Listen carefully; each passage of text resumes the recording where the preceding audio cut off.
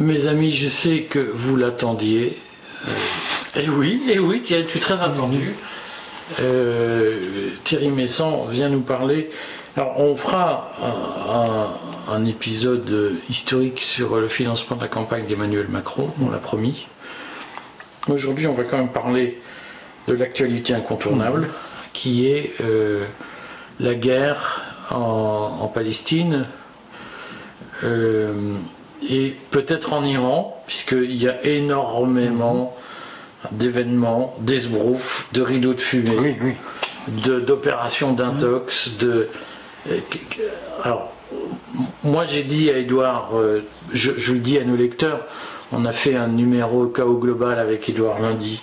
Moi je soutiens que l'opération en Iran, enfin l'opération de l'attaque d'Israël par des drones iraniens a été une opération d'esbrouf, au moins à la base, parce que au fond l'opération n'était pas destinée à tuer, d'ailleurs il n'y a pas eu de mort civile, donc l'Iran n'a pas donné à Israël le prétexte de dire c'est un nouveau 7 octobre, mais j'en viens à me dire aussi que les Iraniens finalement se sont fait controuver, comme on dit, se sont fait avoir par les Américains, que leur ont dit mais faites une opération d'esbrouf et on amoindrira et on colmettra les brèches, et finalement ils se sont fait entre guillemets grossièrement baiser, excusez-moi de la vulgarité. C'est un peu comme le Koweït et comme l'Irak et le Koweït. Vas-y, dis-nous tout. Alors d'abord faut bien comprendre que ces événements avec l'Iran, ça n'a aucun rapport avec ce qui se passe en Palestine. Ça renvoie à tout à fait autre chose, une autre histoire. C'est simultané, c'est mais simultané. Ça ne se rencontre pas. Alors maintenant, ça se superpose, ça va se mélanger, tout ça, mais ce sont deux affaires totalement distinctes. Il faut savoir aussi que ça continue en Palestine, que les premiers morts de faim, ça a commencé en Palestine. Là, pour le moment, ils ne sont pas très nombreux, mais il y a déjà des gens qui sont morts de faim en Palestine.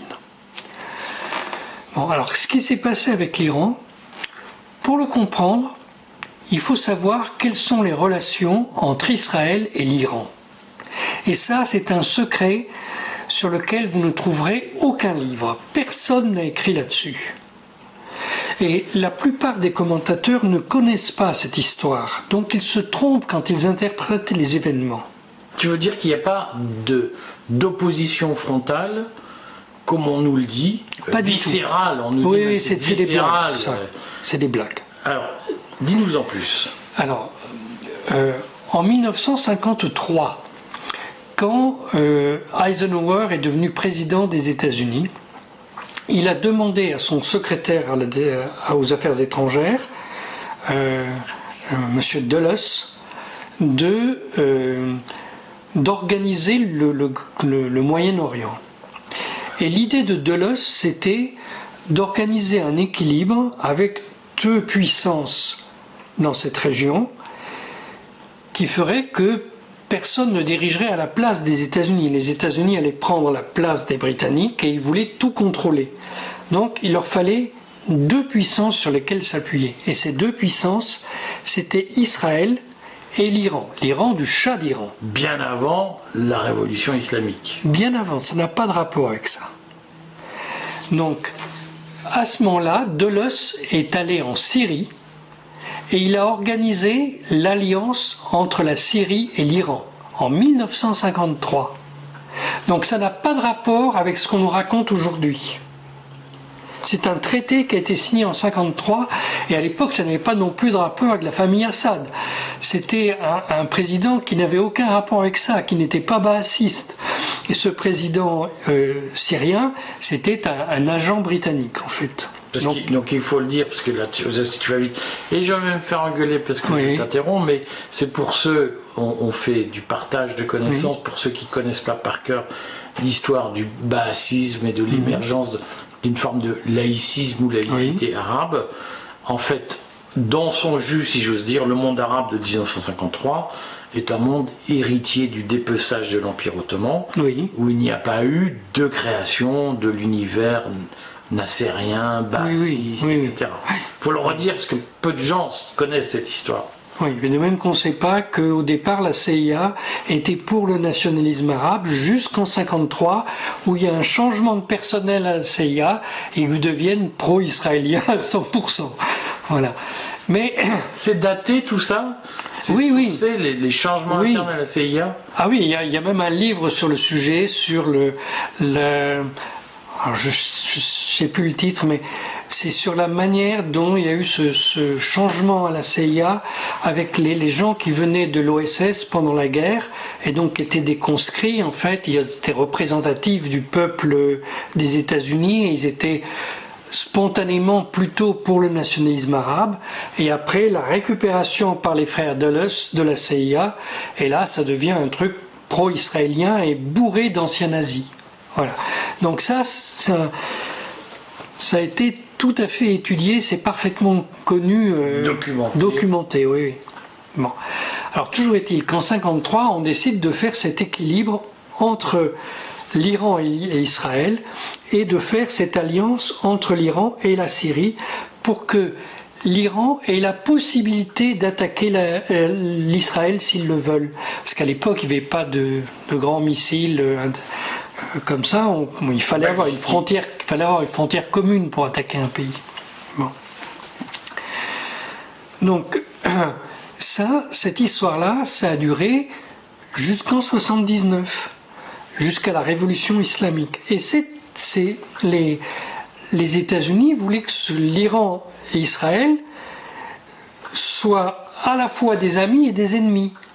Donc ils collaboraient ensemble, mais ils se rivalisaient. Hein. Et vous savez peut-être, ça aussi, ça n'est écrit pratiquement nulle part, bien qu'il y ait eu un article du Washington Post sur le sujet, au moment de la chute du Shah d'Iran. Bon, 53, c'est aussi le moment où les États-Unis virent en Iran Mossadegh qui voulait faire une puissance vraiment indépendante de l'Iran en s'appuyant sur le pétrole. Indépendante des États-Unis sur le pétrole. Ils voulaient des États-Unis et des Britanniques. Voilà. Ils voulaient s'émanciper du consortium anglo-américain sur le pétrole iranien. Voilà. Mais en même temps, ils ont fait cet accord avec la Syrie et ils ont viré Mossadegh. Et à la place de Mossadegh, ils ont mis un général qui s'était engagé aux côtés des nazis, Zaidi. Et cet homme a organisé une police politique absolument terrible en Iran. C'était la pire police politique de cette époque. Hein. Tous les ouvrages de l'époque disent que vraiment l'Iran c'était une dictature abominable. Hein. Et donc cette police politique a été co-organisée par les Iraniens et par les sionistes révisionnistes de Jabotinsky, qui à l'époque était dirigé par Yitzhak Shamir, qui est devenu Premier ministre israélien par la suite. Donc ce sont les sionistes révisionnistes, les anciens alliés de Mussolini, qui sont allés organiser ça en Iran, avec des pratiques de torture généralisées. Et des tortures pas sympas. Ah non, mais c'était vraiment horrible ce qu'ils ont fait. Bon. On pourra parler. Il y a un musée de la SAVAK, de cette police politique à Téhéran, que vous pouvez aller voir, c'est horrible, mais il faut savoir, ce sont les sionistes révisionnistes qui ont fait ça. Donc on peut dire qu'il y avait un raffinement dans la torture quand même à l'époque. Enfin, raffinement entre guillemets, c'est-à-dire que c'était vraiment destiné à faire souffrir au maximum. Oui, c'était destiné à faire souffrir et il est entendu que l'idée qu'on fait souffrir pour avoir des renseignements, c'est des blagues, ça marche jamais, ça. Il s'agit de faire souffrir pour faire peur, pour que les autres aient peur, c'est tout. Hein. Bon, donc cette alliance, rivalité entre Israël et l'Iran s'est allée très loin. L'Iran a construit avec Israël un pipeline qui est indispensable à l'économie israélienne qui relie Eilat à Ashkelon. Et ce pipeline, aujourd'hui encore, alors je ne sais pas si c'est le cas là au moment où nous parlons, peut-être depuis 2 ans y a-t-il eu des changements, je ne sais pas, pour les 2 dernières années, mais en tout cas j'en suis absolument sûr, il y a 2 ans, ça appartenait toujours pour moitié à l'État iranien. Donc tout ce qu'on nous raconte sur la guerre, c'est des blagues, ouais. C'est des blagues. Et la Knesset a passé une loi qui interdit d'évoquer ce sujet de l'alliance entre l'Iran et Israël et de ce pipeline qui est donc co-géré par les 2 États. C'est interdit de l'évoquer sous peine de 15 ans de prison en Israël. Donc personne là-bas, la presse ne va jamais en parler. Sauf au moment où on a renouvelé cette loi. Là, il y a eu des articles. J'ai une question, quand même, avant que tu ailles plus loin. Comment on peut expliquer que l'Iran de la révolution islamique se considère comme successeur des engagements de l'Iran d'avant la révolution islamique? Parce que c'est un État. Ça, il faut bien comprendre, un État, c'est une entité qui dure des siècles. Ça n'a pas de rapport avec les régimes politiques qui gouvernent cet État. Donc, les intérêts de l'Iran sont toujours les mêmes, quels que soient les gens qui dirigent l'Iran. De même que les intérêts d'Israël sont toujours les mêmes, quels que soient les dirigeants israéliens. Tu as conscience que tu as désespéré beaucoup de gens qui se disent on vit dans la France de Macron, on va recréer un autre truc, on sera débarrassé, on fait table rase, on nettoie l'ardoise, on réécrit dessus. Ce que tu nous dis, c'est que même quand des mecs arrivent en disant au nom d'Allah, on balaye l'ancien système, en réalité, on balaye rien. Ils le continuent. Bien sûr. De même que la Révolution française a continué le royaume de France. C'est exactement la même histoire. Mais on peut traiter les intérêts différemment. Et tu vas désespérer plein de gens qui rêvent de faire table rase. Et non, mais c'est... Alors, il y a un moyen de faire table rase pour la France, c'est ce que va faire l'Union européenne après les élections européennes. Donc, après ces élections, on va annoncer un grand plan de dissolution des États européens et de création d'un État collectif de l'Union européenne. Tout est déjà préparé, hein. Ne vous y trompez pas. Si on n'en parle pas dans cette campagne électorale, c'est que les gens ne veulent pas en parler. Mais c'est le seul enjeu de cette campagne électorale. Nous l'avons, je précise pour nos lecteurs, nous l'avons dit dans une apathie générale. Enfin, une apathie très large, c'est-à-dire que tant que les gens n'ont pas le nez sur le mur, ils ne voient rien. En plus, ça paraît des choses vraiment difficiles, faire disparaître des États. Mais non. Enfin, on conservera une équipe de foot. Donc les gens se diront, il y a toujours de la région de France, voilà. Oui. Mais pour le spectateur de foot moyen, finalement, l'essentiel c'est de garder son équipe de foot. Oui, mais vous voyez, moi je réagis différemment parce que je trouve que mon site internet est interdit en Pologne. Pourquoi ? Parce que je suis considéré en Pologne comme un danger pour l'État polonais, parce que j'ai eu des histoires avec le comment s'appelle, le garde des Sceaux là-bas, mais ça porte un autre nom, le garde des Sceaux en Pologne. J'ai révélé des trucs qu'ils avaient fait, tout ça, donc je suis interdit en Pologne. Mais est-ce que je serai autorisé dans l'Union européenne quand ça sera un seul État ? Je serais toi, je me ferais du souci. Évidemment, je ne serais pas autorisé. Voilà. Donc pour ça que je suis assez bien ces histoires. Bref. On parlait de la relation étrange entre l'Iran et Israël. Voilà, donc en 79, le Shah d'Iran est viré par les États-Unis et remplacé par les États-Unis. C'est les États-Unis qui choisissent Khomeini. Et vous savez, la France envoie un avion spécial d'Air France pour ramener l'ayatollah Khomeini, qui était à Naufle-le-Château. Qui était à Naufle-le-Château, en région parisienne. Comment on explique ça ? Comment on explique que les États-Unis et choisi Khomeini qui ensuite leur a fait Alors, des misères. c'est raconté dans des documents qui ont été publiés par le secrétariat d'État. Donc, vous savez, ils publient des extraits de leur correspondance diplomatique. Et maintenant, c'est en PDF sur le site du département d'État. Vous pouvez regarder ça. Donc, avant, c'était uniquement imprimé, mais maintenant, c'est disponible en PDF. Donc, le conseiller de Carter, Brzezinski, était persuadé qu'on pouvait renverser le Shah d'Iran parce qu'il se prenait un peu trop au sérieux et qu'il voulait devenir l'empereur de toute cette région, donc mordre sur ce qu'on avait attribué à Israël.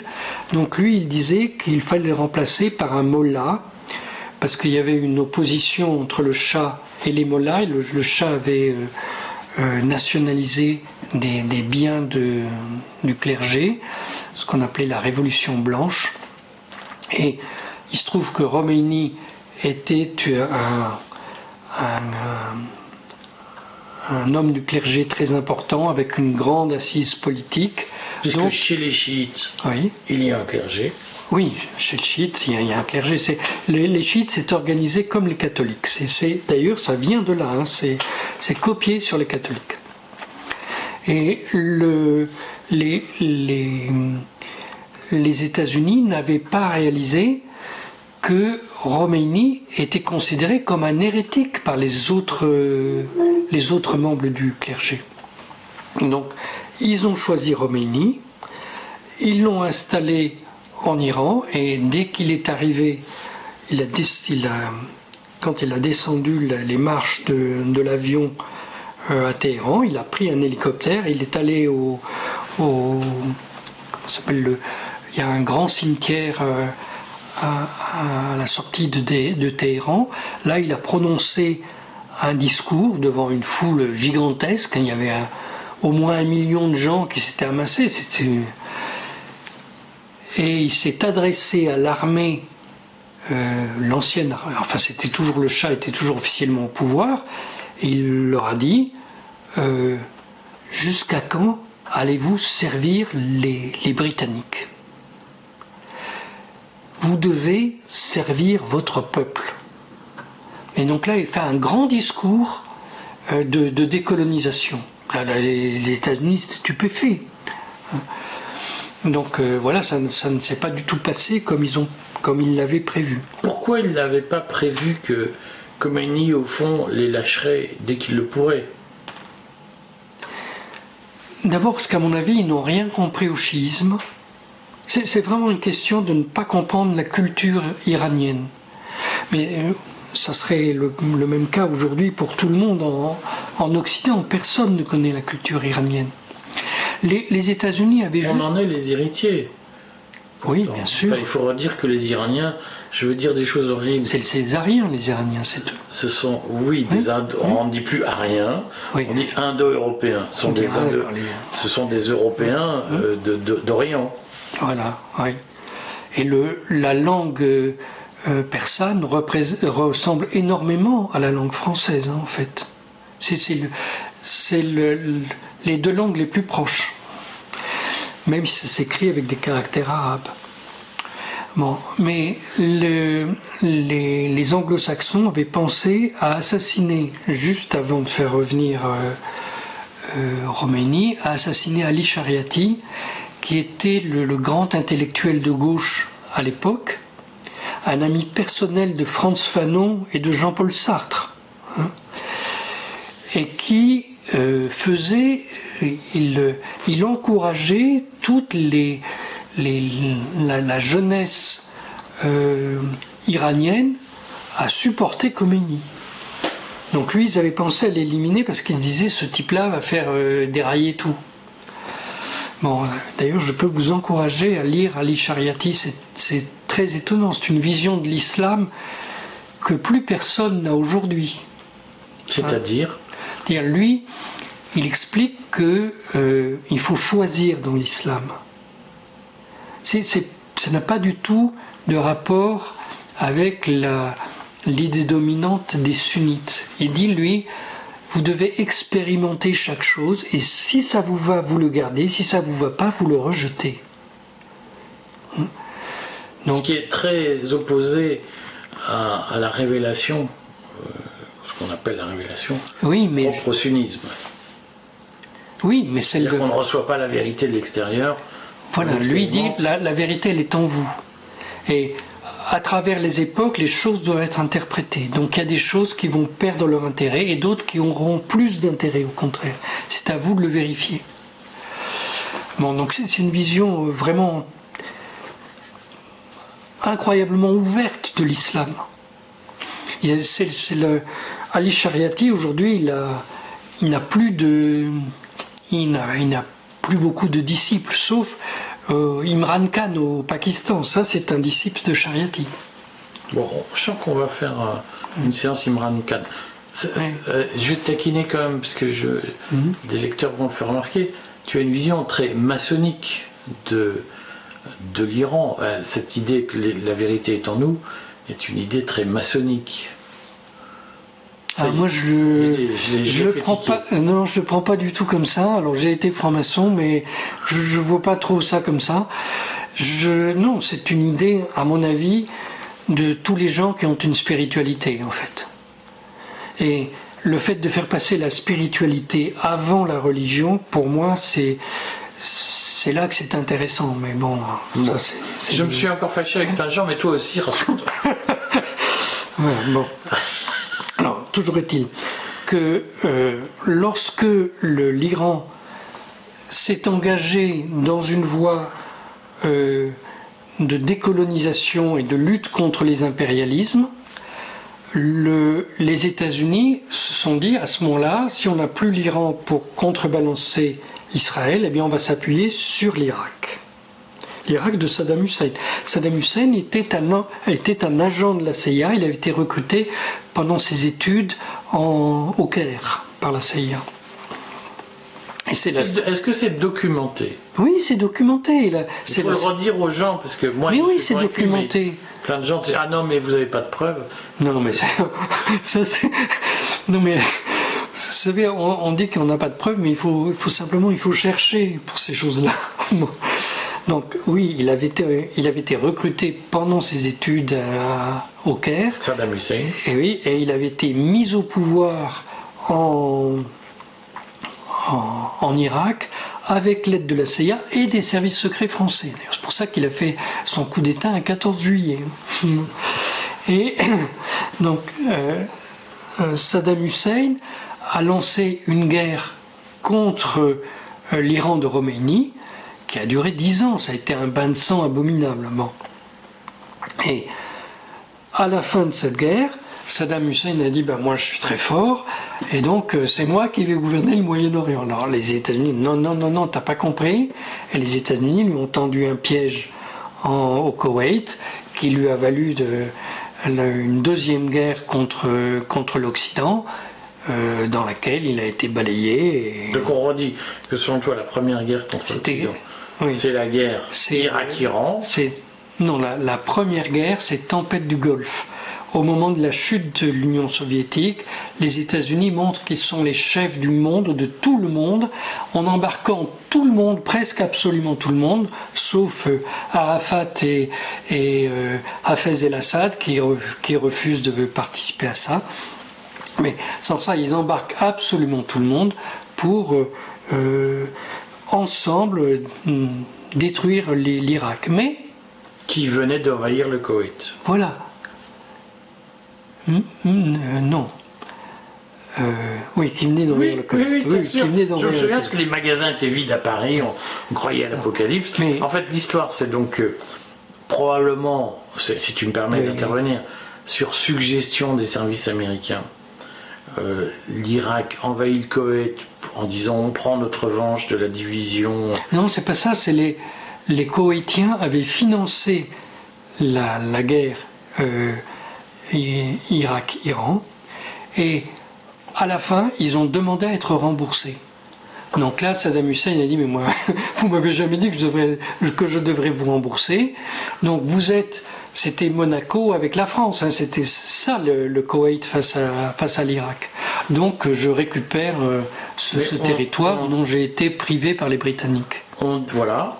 On dit que les Américains ont dit à Saddam Hussein, oui, si vous occupez le Koweït, on ne bougera pas. Et puis finalement, ils se sont fait avoir. Enfin, voilà, absolument. Saddam Hussein alors, se fait avoir. L'ambassadrice des États-Unis en Irak, c'est Madame Gillespie, je crois, avait donné l'assurance que les États-Unis ne se mêleraient pas de la question, ce qui était évidemment faux. Elle a été appelée à témoigner devant le Congrès des États-Unis et malheureusement, elle est morte la veille. Est-ce que la même histoire se reproduit dans le conflit apparent Iran-Israël? Non, mais attendez. Parce que quand on a dégommé Saddam Hussein, il a fallu mettre quelqu'un d'autre à la place. Alors ça a été l'Arabie Saoudite. Et ça a duré jusqu'en 2001. Mais en 2001, changement radical. Les États-Unis disent on ne veut plus d'équilibre au Moyen-Orient. Ce qu'on veut, c'est détruire la totalité des institutions politiques dans l'ensemble non seulement du Moyen-Orient, mais de ce qu'ils appellent le Grand Moyen-Orient, c'est-à-dire de l'Afghanistan jusqu'au Maroc. On va tout démolir. Et là, il n'y a pas d'amis, il n'y a pas d'ennemis. C'est tout le monde au même régime. Le seul pays que nous ne considérerons pas comme membre du Grand Moyen-Orient, c'est Israël. Quelle est la stratégie des États-Unis à ce moment-là? Pourquoi ils décident ça? C'est pour ça qu'ils ont fait le 11 septembre. Mais pourquoi ils ont décidé ça? Parce qu'ils avaient une vision de la manière dont ils allaient se transformer pour le 21e siècle. En fait, ils pensaient que s'ils ne faisaient pas ça, il y a des États qui allaient plus se développer qu'eux et qu'ils allaient être ringardisés. Donc là, ils disaient, on va diviser le monde en deux. D'un côté, il y aura les pays développés qui commercent entre eux avec l'OMC, la globalisation, voilà. Mais pas seulement l'Occident, aussi la Chine et la Russie à l'époque, on disait tous ces États ensemble. Et puis il y a les autres qui ne commercent pas avec nous, qui ont des tout petits moyens. Et donc ceux-là, on va les prendre comme réserve. Chez eux, on va exploiter les matières premières et on les exportera dans la partie développée du monde. Mais quand on prend les matières premières, il faut payer sur place. Non, on va détruire les institutions politiques, comme ça on n'aura pas besoin de payer. Alors, ça c'est la théorie de l'amiral Sebrowski. Ça a été expliqué dans un livre, The New Pentagon Map, par l'adjoint de Sebrowski, qui n'explique pas, qui fait ça dans son livre, Thomas Bennett. Voilà. Donc, cette stratégie a été mise en œuvre avec la destruction successive de l'Afghanistan, de l'Irak, de la Libye, de la Syrie, du Yémen. Ce sont des pays où on a cherché à tout raser. Et en fait, le seul qui ait survécu à cette destruction, c'est la Syrie. Voilà. Et donc, en 2013, quand les États-Unis ont réalisé que ça ne marcherait pas en Syrie, à ce moment-là, Barack Obama avait dit « Nous allons placer une ligne rouge avec le gouvernement syrien. S'il emploie des armes chimiques, nous attaquerons. » Et François Hollande avait répondu « Oui, la France, chic, on sera là. » Voilà. Et en même temps, Barack Obama avait renoué contact en secret à Oman avec l'Iran. Et il essayait de restaurer ce système d'équilibre entre Israël et l'Iran. À cette époque-là, c'était Mahmoud Ahmadinejad qui était président en Iran et j'étais proche de lui. Et je ne comprenais pas ce qui se passait, mais je voyais bien qu'il y avait un flottement dans les relations internationales, que quelque chose de secret avait lieu entre l'Iran et les États-Unis. Et Ahmadinejad ne participait pas à ça. En fait, c'est le guide suprême qui a conclu un accord avec les États-Unis et qui s'est débrouillé pour que Ahmadinejad ne puisse pas présenter son successeur aux élections. Et à la place, il a présenté Rouhani, qui a été élu. Alors Rouhani, le nouveau président iranien, c'était un ancien de l'affaire Iran-Contra. C'est lui qui avait présenté Rafsanjani à Netanyahou. Donc c'était un ami personnel de Netanyahou. Un ami peut-être pas, mais une relation. Une relation. Oui, enfin, ils avaient fait des affaires ensemble. Ils ont fait des milliards ensemble. Vous savez, Rafsanjani est devenu l'homme le plus riche de son pays, grâce à l'affaire Iran-Irak. Grâce à l'affaire Iran-Contra, pardon. L'Iran Gate. Voilà, l'Iran Gate. Et le grand superviseur de ça, c'était Elliot Abrams, l'homme qui aujourd'hui est derrière Netanyahou et a financé la nouvelle coalition de Netanyahou. C'est Elliot Abrams. Voilà. Donc, quand Rouhani s'est retrouvé au pouvoir, bon, la première chose qu'il a fait, c'est d'arrêter tous les gens d'Ahmadinejad. Il ne l'a pas arrêté lui, mais son vice-président, il l'a mis en prison pour 15 ans. C'est un type très très bien, hein, bégaillé. Et donc, et on ne sait pas pourquoi il est en prison. L'inculpation est secrète, le procès a été à huis clos, tout ça. On vous dit que l'Iran, ça a toujours été une dictature, c'est pas vrai, mais c'est redevenu à ce moment-là une dictature. Et Rouhani, bon, il a cherché à faire des affaires, il a négocié la manière de trouver à nouveau un moyen d'exporter le pétrole iranien vers l'Union européenne. Il a fait des accords en secret avec l'Autriche, enfin des trucs invraisemblables. Mais finalement, ça a échoué. Alors ça a échoué pourquoi? Je ne sais pas trop. Peut-être parce que les intermédiaires ont été trop gourmands, je ne sais pas.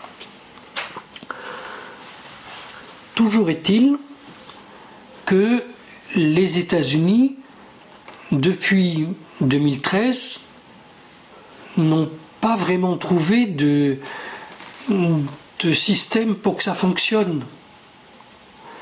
Donc progressivement, ils se sont retirés du Moyen-Orient. Et là, aujourd'hui, ils sont forcés d'y revenir. Parce que c'est vraiment un désordre invraisemblable. Parce que, en Iran, il y a deux tendances qui jouent. Ici, on vous parle, on vous dit il y a le régime des mollahs et il y a l'opposition pro-démocratique occidentale. Alors d'abord, ils ne sont pas du tout pro-démocratique, l'opposition occidentale, je peux vous le dire, puisque quand j'étais avec le président Ahmadinejad, j'ai quand même eu droit à une grande campagne de la part de ces gens-là sur le type qui s'était présenté au présidentiel contre Ahmadinejad. Il a fait une campagne sur le thème « Quel est ce PD français aux côtés d'Ahmadinejad ?»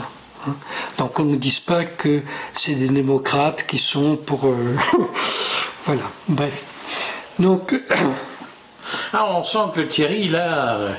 Non, mais ce que je veux dire, c'est que ce qu'on raconte ici sur l'Iran, ça n'est pas la vérité, mais pas du tout. Et la véritable position de chacun n'est pas celle que l'on croit.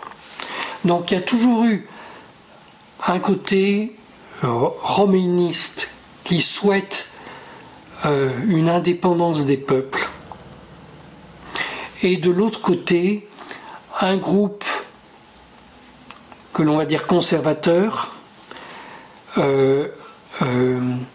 qui lui souhaite faire des affaires en fait. et qui n'a pas de problème à travailler avec Israël, avec les Britanniques et avec les États-Unis. Et aujourd'hui, cette opposition, elle se perpétue.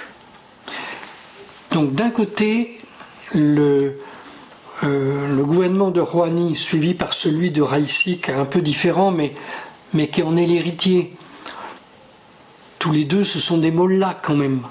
Ce sont des membres du clergé. Donc, ces deux gouvernements, enfin c'est Rouhani qui a lancé d'abord l'idée de refaire un empire perse. Donc il disait on va faire une fédération des États chiites.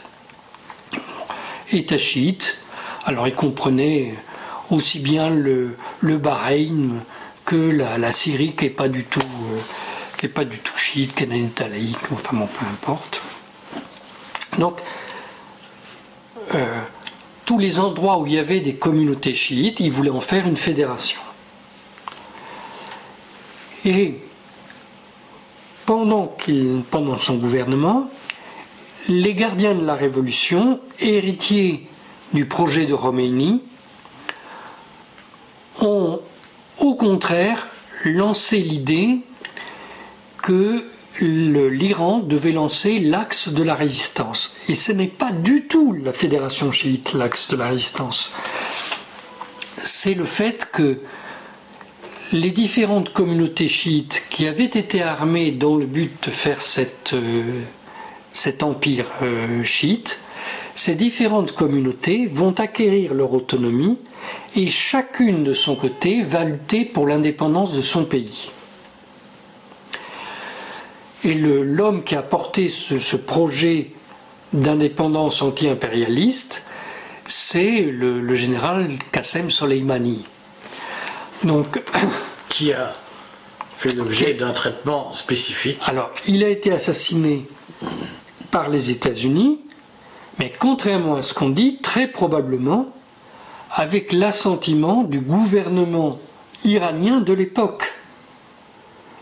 L'affaire de la mort de Soleimani n'est toujours pas éclaircie. Hein. Croyez bien que ce qu'on vous raconte, c'est on enlève tous les problèmes qui se posent. Alors, explique-nous ce que ça veut dire, parce que c'est un sujet très polémique. Oui, parce que Soleimani était devenu un personnage extraordinairement populaire dans tout le Moyen-Orient et évidemment en Iran même. Et officiellement, il ne faisait pas de politique, mais tout le monde savait que s'il se présentait à l'élection présidentielle, il l'emporterait largement, quel que soit le candidat en face. Hein. Donc, quand il a été liquidé, on rappelle par une opération à distance. Oui. Alors, on l'a tué en même temps que le chef de la milice chiite qu'il avait organisé en Irak. Ils ont tous les deux été tués sur l'aéroport de Bagdad. Bon. Mais quand on l'a tué, on a en fait permis ce qui s'est passé après l'élection de Raïssi. C'est ça qu'il faut comprendre. Comment on explique qu'au fond il y ait cette unité d'action entre les États-Unis et l'Iran pour éliminer des opposants internes potentiels ou affirmés? Alors, d'abord je dis, il y a les intérêts de l'Iran et les intérêts des États-Unis peuvent être compris dans un certain sens tel que ça a été en 1953 et tel que ça l'est aujourd'hui par l'actuel gouvernement. Mais on peut les comprendre de manière tout à fait différente, tel que ça a été compris par Khomeini et Ahmadinejad. C'est-à-dire que est-ce qu'on accepte la Pax Americana ou est-ce qu'on est pour un monde multipolaire? C'est ça la question. On peut négocier un moyen terme entre les deux. Ah voilà, il y a beaucoup de gens qui négocient un moyen terme entre les deux. Donc c'est pour ça que les choses paraissent compliquées. Mais en fait, quand on connaît les acteurs, c'est une ligne... ça marche toujours comme ça. Et donc, ce qui s'est passé Mais pour que ce soit clair, je te coupe, Oui. mais pour que ce soit clair aujourd'hui, quelle est la ligne du gouvernement iranien entre le monde multipolaire dont on parle beaucoup du côté des BRICS, pour aller vite, et la Pax Americana, l'hégémone américain? Les Iraniens, ils se situent où entre les deux? Le gouvernement iranien actuel se situe où entre les deux aujourd'hui?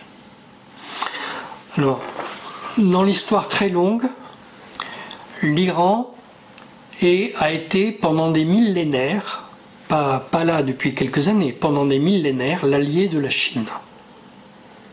Quand vous allez dans les ruines de Persépolis, dans les sculptures persanes de Persépolis, il y a des sculptures chinoises.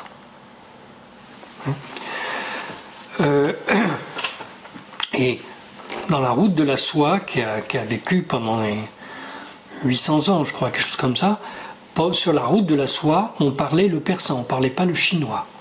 C'était la langue des échanges. Donc, déjà ça, sur la longue période, ça sera toujours les alliés de la Chine. Ensuite, le gouvernement actuel, je pense qu'il est l'allié de ceux avec qui il peut faire de l'argent. Mais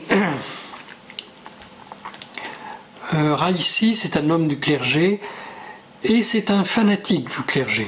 Il y a toutes sortes de clergés, bien sûr. Mais lui, c'est la branche fanatique. Pendant la Révolution, il a interprété une fatwa de Khomeini à sa manière et il en a profité pour liquider tous les communistes. C'était pas le sens de la fatwa, mais lui, il l'avait interprété comme ça et Khomeini, qui était un homme quand même assez orgueilleux, a mis plusieurs jours à réagir et à arrêter le massacre. Donc, Raïssi, je pense pas que il veuille choisir entre l'un et l'autre. Ce que pense le guide suprême, l'ayatollah Khamenei, je ne le sais pas. C'est lui. Quelqu'un le sait. Ah. À part lui-même, s'il le sait. Les gens qui le connaissent très bien doivent le savoir, mais moi je ne peux pas dire ça. Moi je ne l'ai rencontré qu'une fois. Je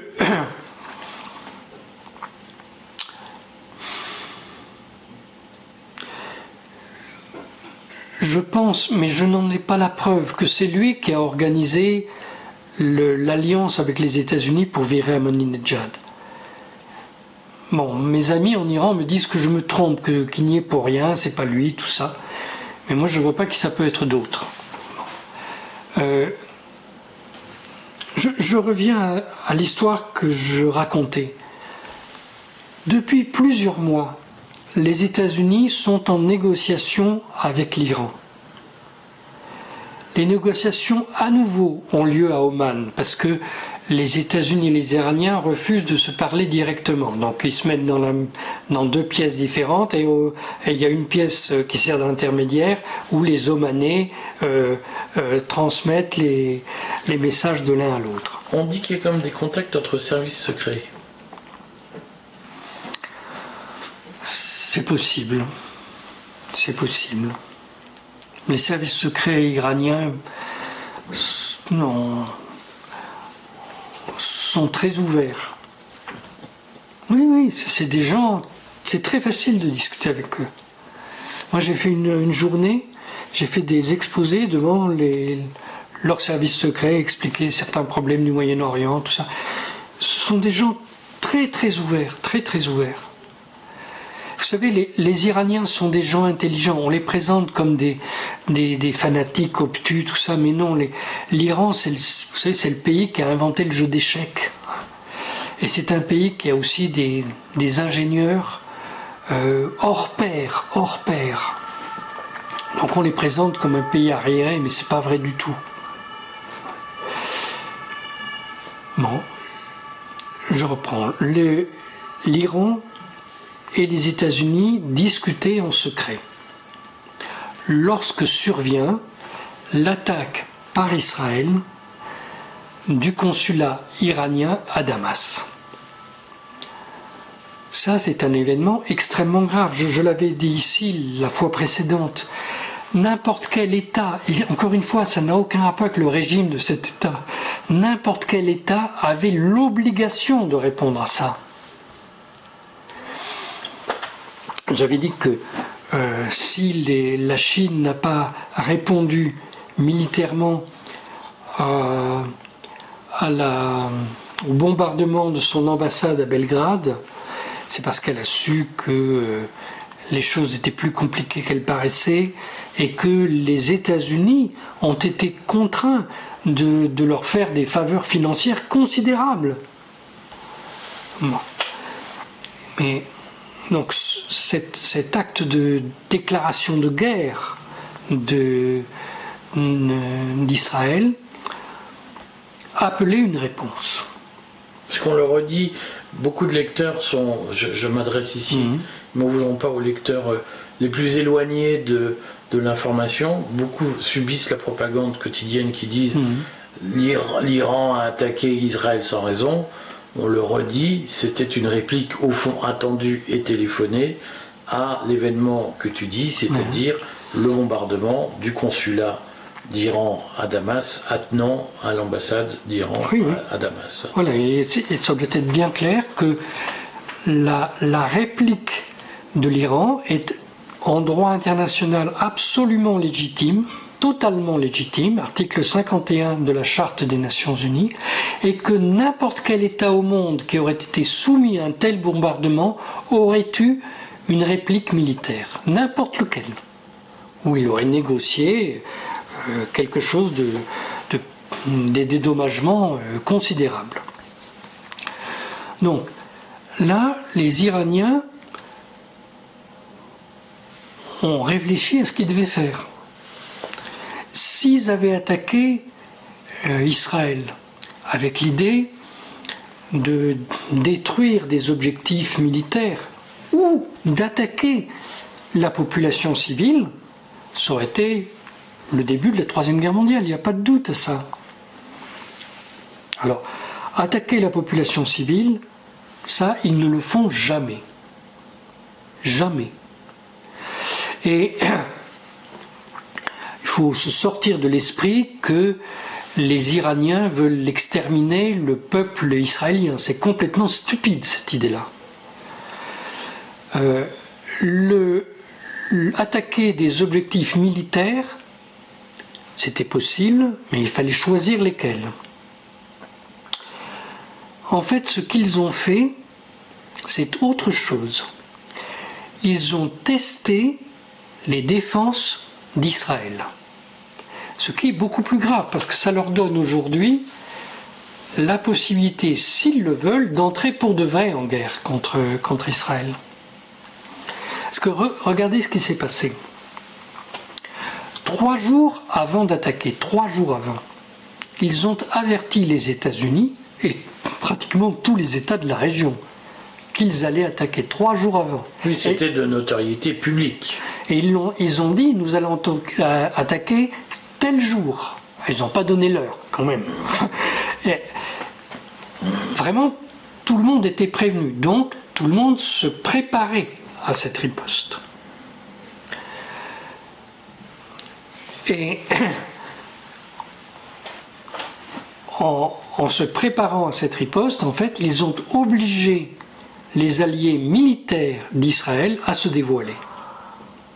Remarquez bien, ils se sont tous impliqués dans la défense d'Israël. Et là, les masques sont tombés.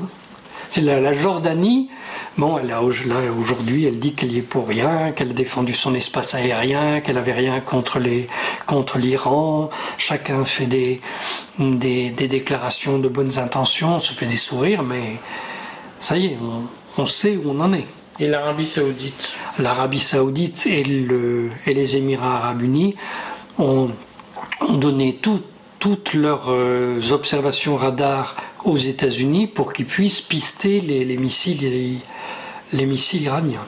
On lisait dans la presse libanaise, en effet, un article ce matin sur le soutien discret de l'Arabie Saoudite aux États-Unis dans l'opération iranienne. Les données radar, c'est ce qui manquait aux États-Unis pour pouvoir suivre absolument tout. Là, dès que les aéronefs ont été lancés, ils l'ont vu. Et donc, qu'est-ce qu'ont fait les Iraniens? Ils ont d'abord lancé des drones. Les drones, c'est très très lent. Mais tout le monde a observé ces drones se déplacer vers Israël. Et quand les drones ont commencé à être pas très très loin d'Israël, ils ont tiré d'abord des missiles de croisière, qui sont des missiles assez lents, qui sont des missiles qui volent bas. À basse altitude. À basse altitude. Sous les radars. Enfin, qui passent sous les radars, mais qui sont vus par les satellites. Hein. Donc c'est une fois qu'ils ont lancé un peu plus loin les missiles de croisière, là, ils ont lancé des missiles balistiques. Donc les missiles balistiques, c'est des missiles qu'on envoie non pas de manière horizontale, mais qu'on envoie en l'air et qui retombent. Donc, on dit qu'ils étaient hypersoniques. Alors, certains, il n'y en avait pas beaucoup, mais il y en avait certains. Et apparemment, ceux qui étaient hypersoniques n'ont pas manqué leur cible. Donc, ces missiles ont été observés aussi par les États-Unis. Et à ce moment-là, ils ont donné l'ordre à toute la coalition qu'ils avaient formée d'intercepter les aéronefs iraniens. Et apparemment, cette coalition a été capable, la France y a participé avec ses avions qui étaient en Syrie. Elle dit qu'elle n'a pas utilisé la flotte qu'elle avait en mer Rouge. C'est possible, je n'en sais rien. Moi, j'avais pensé d'abord que cette flotte, elle interviendrait. Bon, peut-être pas. Donc, l'ensemble de la coalition soutenant Israël, dont la France, a arrêté tous ces aéronefs, sauf les 9 missiles hypersoniques qui ont atteint 2 cibles précises. Ces 2 cibles, c'est d'abord une base aérienne dans le désert du Negev. Cette base aérienne, c'est de là qu'étaient partis les avions qui avaient bombardé les locaux diplomatiques de l'Iran à Damas. Et d'ailleurs, soit dit en passant, quand ces avions ont bombardé ça, ils ne sont jamais rentrés dans l'espace aérien syrien, ils ont bombardé depuis l'espace aérien libanais. Vous savez, la région, c'est un mouchoir de poche, hein, quand même. Bon. Donc, cette base-là a reçu plusieurs missiles, et également une base de renseignement sur le mont Hermon, c'est-à-dire dans la partie syrienne occupée par Israël, dans le Golan. Et cette base de renseignement permet aux Israéliens d'espionner tout ce qui se passe au Liban. Absolument tout.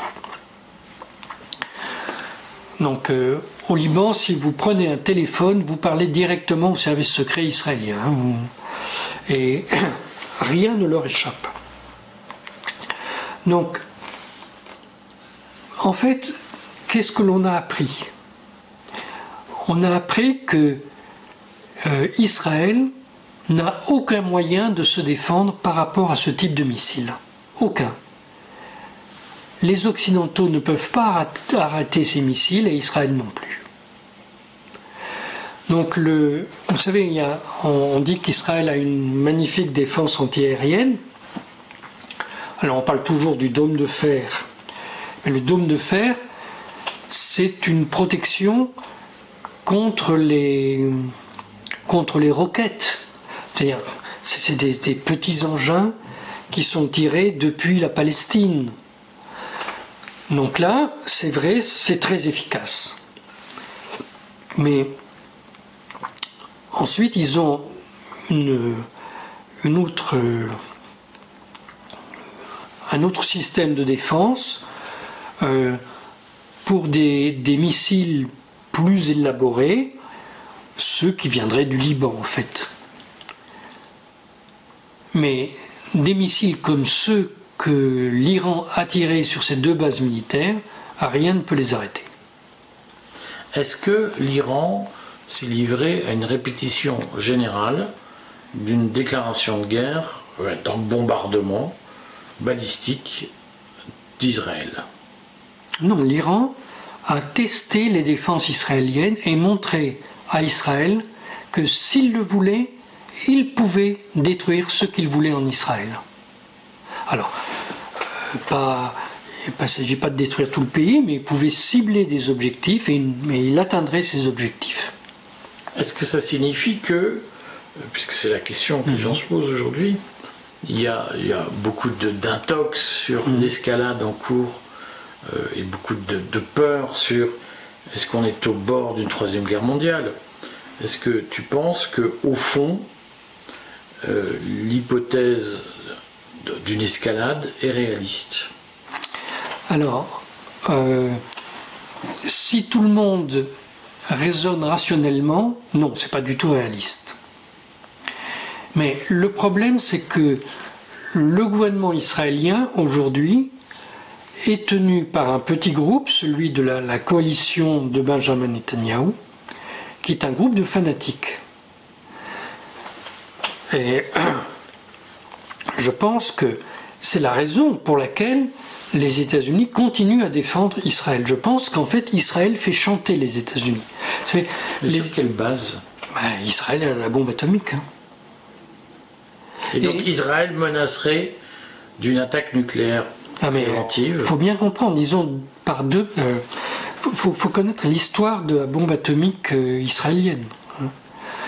Vous savez que c'est une bombe atomique qui leur a été donnée par la France sous la 4e République, puisque la bombe atomique française a été faite par des ingénieurs d'EDF,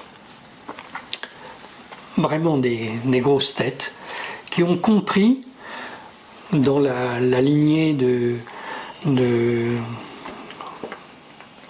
Ça va te revenir. Oui. De Oppenheimer. Non. De Marie Curie, que on pouvait, avec l'uranium, faire des choses absolument incroyables. Donc, ils savaient que les États-Unis avaient trouvé la bombe atomique. Ils n'avaient peut-être pas idée au début qu'ils allaient déboucher sur la bombe atomique, mais qu'ils allaient trouver des applications, au moins énergétiques, pour l'atome. Donc, sous la 4e République, ils ont mené des expériences, des recherches, et ils ont découvert le début de la bombe atomique. Quand ils se sont rendus compte qu'ils pouvaient faire une bombe, à ce moment-là, et à ce moment-là uniquement, ils en ont référé à leur ministre, qui jusque-là ignorait ce programme. Puis bon, il y a eu le coup d'État de 58 avec l'arrivée du général de Gaulle faisant voter son investiture par le Parlement sous la menace des parachutistes qui encerclaient l'Assemblée nationale. Une chose qu'on ne répétera jamais assez. Et tu nous as encore fait des amis avec les gaullistes.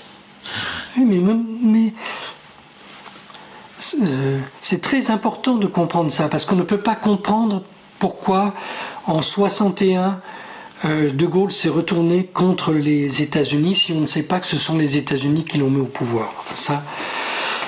Alors, les ingénieurs français, quand ils ont eu la bombe atomique, quand ils ont eu les prémices de la bombe atomique, donc ils en ont informé le gouvernement.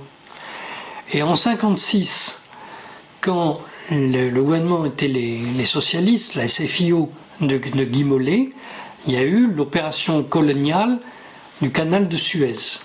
Donc la France et la Grande-Bretagne, ensemble, ont été livrer une guerre à l'Égypte pour prendre le contrôle du canal de Suez, alors que les Égyptiens de Nasser voulaient le nationaliser, ce qu'ils avaient bien le droit de faire. Donc là, on est en 56. Oui, en 56.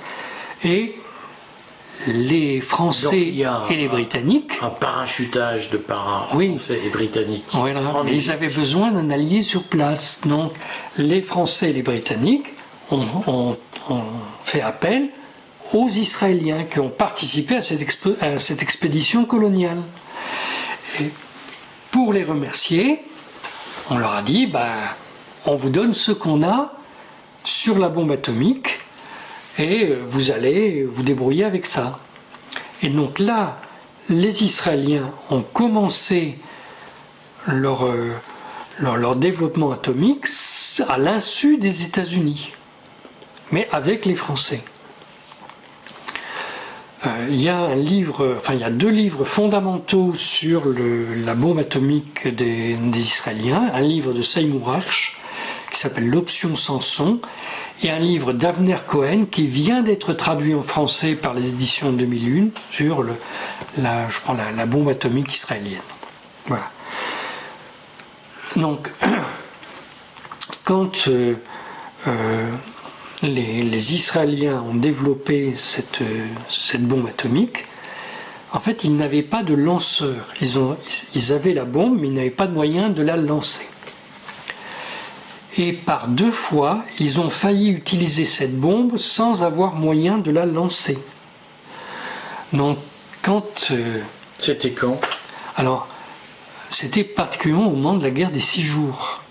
À un moment, Israël a pensé qu'il allait perdre. Et l'état-major israélien a mis en avant, il y a des écrits de ça, ils ont voulu faire l'option Samson.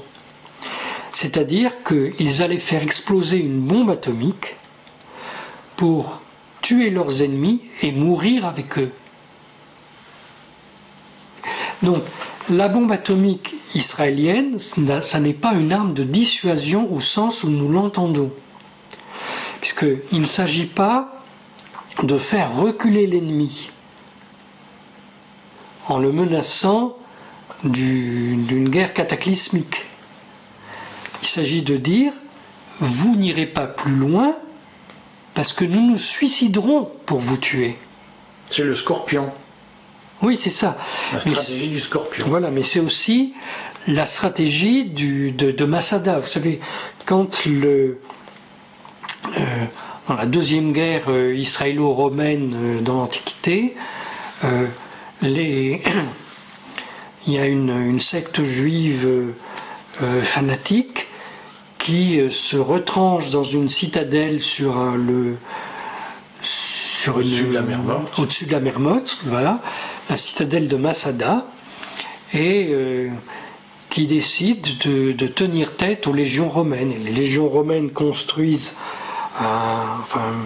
font le siège de ce piton rocheux et construisent une immense rampe et attaquent la forteresse de Masada. Mais quand ils rentrent dedans, la totalité des soldats qui sont là s'est suicidé. Et aujourd'hui, les officiers des blindés et des parachutistes des forces de défense israéliennes vont prononcer leur serment d'officier sur les ruines, dans les ruines de la forteresse de Masada, et ils jurent que Masada ne se reproduira jamais, ils vaincront leurs ennemis, etc. Donc, ce complexe est inscrit dans la culture de l'État hébreu, et le groupe de Netanyahou peut légitimement y faire référence, et il fera peur à tout le monde s'il fait cette référence. Et ne croyez pas que je raconte des choses comme ça. À un moment, il y a eu un problème entre Israël et l'Union européenne. Et Van Creveld, le stratège de l'armée israélienne, a dit notre bombe atomique, nous avons maintenant des lanceurs, nous pouvons la lancer sur l'Union européenne et elle ira jusqu'à Rome. Vous connaissez beaucoup d'États qui menacent les autres de la bombe atomique comme ça? Est-ce que tu penses que cette menace, Israël l'a formulée aujourd'hui? C'est-à-dire qu'est-ce que il y a mais tout le monde un discours de Netanyahou de son entourage disant on va faire une guerre nucléaire. Son ministre du patrimoine a dit que si on empêchait l'armée israélienne de nettoyer Gaza de sa population palestinienne, il était possible d'avoir recours à la bombe atomique. C'est son ministre en exercice qui a dit ça. Donc, il a dit ça avant que les États-Unis ne se rendent compte de l'ampleur du massacre et du fait que c'est intenable pour eux. Hein. Mais je ne sais plus quel autre ministre en exercice a répété la même chose lorsque Joe Biden a demandé à Israël de ne pas attaquer Rafah et de faire entrer de l'aide humanitaire à Gaza. Donc, les États-Unis maintiennent leur position. Pourquoi aujourd'hui ils disent on a stoppé l'attaque iranienne, mais on ne vous aidera pas si vous attaquez l'Iran? C'est parce qu'ils ont peur de ça.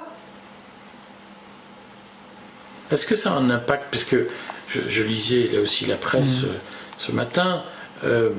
Au fond, pour l'instant, Netanyahou est en retrait après la riposte iranienne. Comment il faut interpréter le silence de Netanyahou, sa réserve quant à la retaliation, quant à la représaille que le gouvernement israélien pourrait prendre contre la représaille iranienne? Bon, alors d'abord, il n'y a pas de représailles contre les représailles, sauf dans les cours des maternelles où les gamins s'arrachent les cheveux. On n'en est pas loin. Il s'agirait d'une attaque, d'une guerre. Voilà. Bon. Alors, pourquoi Netanyahou n'explicite pas sa position? Parce que il lui faudrait trouver des justifications pour ça qu'il n'a pas. Bon, il peut continuer à répéter que l'Iran veut faire la bombe atomique, mais il n'y a que les journaux en Europe qui croient ça. Quand il y a eu les négociations entre ce qu'on appelle les négociations 5+1, c'est-à-dire les 5 puissances permanentes du Conseil de sécurité, plus l'Allemagne. Donc quand il y a eu ces négociations 5+1 sur le nucléaire iranien, la délégation russe et la délégation chinoise, toutes les deux ont dit à la fin de la négociation que l'Iran n'avait pas la bombe atomique et ne voulait pas en faire. Et quand Benjamin Netanyahou a publié les archives du programme nucléaire iranien, que ses services secrets avaient été volés à Téhéran, tout le monde a pu constater que c'est pas dans les archives, il n'y a rien pour faire la bombe atomique. Dans les archives, la seule chose qu'on a trouvée, c'est des recherches sur un détonateur qui éventuellement pourrait être utilisé aussi pour une bombe atomique. Donc depuis 1988, l'Iran n'a pas de recherche pour une bombe atomique militaire. L'Iran a des recherches atomiques, l'Iran a des ingénieurs extrêmement performants, mais c'est pour une recherche civile. Et s'ils ont des recherches militaires avec de l'atome, ou s'ils regardent quelles applications militaires ils peuvent avoir pour de l'atome, ça n'est pas pour des destructions massives, c'est pour des choses stratégiques. Voilà. Donc, il ne peut pas employer ce discours, même si, encore une fois, pendant 20 ans, on a raconté le contraire dans tous les journaux occidentaux.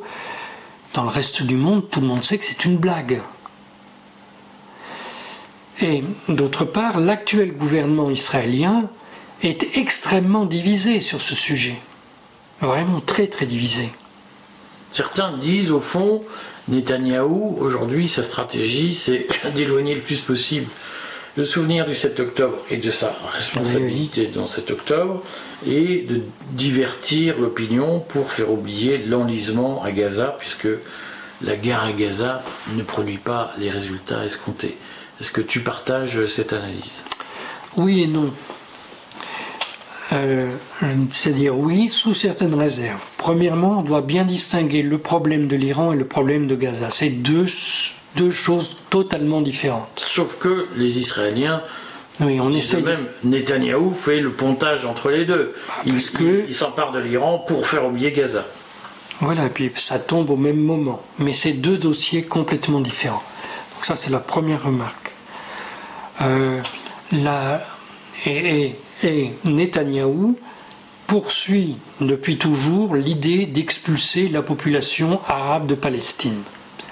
De même qu'il poursuit l'idée d'en finir avec son rival iranien. Voilà, ça c'est deux choses en tête. Alors pourquoi en finir avec le rival iranien? C'est la vieille histoire d'avoir un grand Israël qui aille du Tigre du Nil à l'Euphrate. Bon, voilà. Alors, il n'y a que lui qui pense ça. La plupart des Israéliens ne sont pas dans cette idée-là, mais lui a ce projet. Il a ce projet parce que c'était le projet de Jabotinsky. C'est vraiment la filiation que j'ai racontée ici. Elle est permanente dans cette affaire. Et il y avait une autre remarque que je voulais faire sur le... Pourquoi Netanyahou pousse à la guerre en Iran, avec l'Iran? Il a cette obsession. Parce qu'il constate que dans la situation actuelle, il a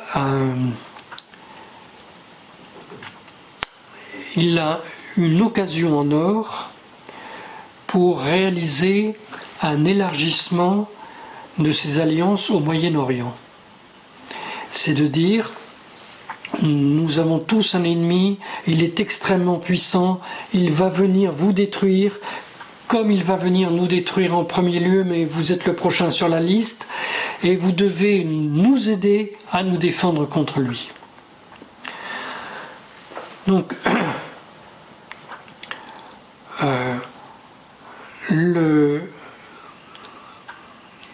et cette obsession qui permettrait ce grand Israël recoupe en partie, pas au fond, mais en partie, les alliances que Benny Gantz a développées et que l'on a vu à l'œuvre cette fois-ci des États qui ont défendu Israël. Est-ce que, ce sera la dernière question, parce que tu nous as fait une très belle, très longue une interview qui prend son temps et qui a raison de le prendre, mais est-ce que tu penses que dans 15 jours nous nous reverrons?